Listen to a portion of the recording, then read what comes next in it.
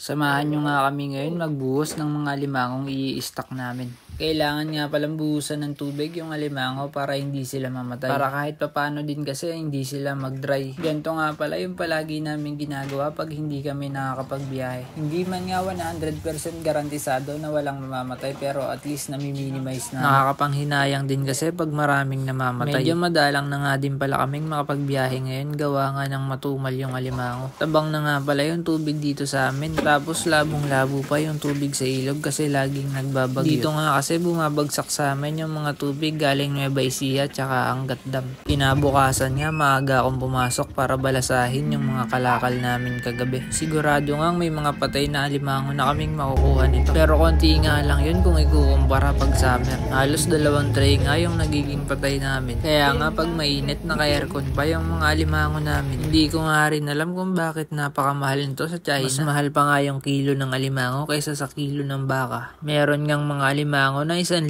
mahigit yung presyo kada kilo. Kaya nga pag namatay maiiyak ka talaga. Katulad nito, eto nga pala yung mga nakuha naming patay kanina. Niluto na nga lang namin at inulam. Yung sipit nga pala yung pinakamasarap na part ng alimango para sa akin. Manamis-namis kasi at malinamnam. Pinakamasarap na alimango nga yung galing dito sa amin. Hindi nga kasi mapanghe yung mga alimango dito sa amin. Iba nga kasi yung lasa ng alimango pag galing sa sobrang alat na tubig. Eto nga pala yung mga pinapalakas ko na alimango. Medyo napansin ko kasing dehydrated sila kaya pinainom ko muna sila ng tubig. Mga 5 to 10 minutes nga magiging okay na ulit sila. Inaayos na nga dito yung mga alimangong ibabiyahe namin sa Manila. Mukha lang marami kaming alimango pero pag pinagsama-sama yan, konti lang yan. Marami nga lang mga tray pero karamihan dyan mga wala naman laman. Ikakarga na nga pala namin yung mga dadalhin sa Manila. Na nga pala ako sumasama magbiyahe kasi kukunti lang. Saka sa ngayon kasi hindi naman kami araw-araw nakakapagbiyahe. Noon nga pag sumasama ako halos umaga na kami nakakauwi. Kaya kailangan sanay ka talaga sa puyatan. Tapos na nga pala namin ikarga yung mga i-deliver namin kaya magliligpit na muna kami. Pagkatapos nga namin dito, uuwi na rin kami. Eto nga pala yung nangyari sa maghapon ko. Ikaw,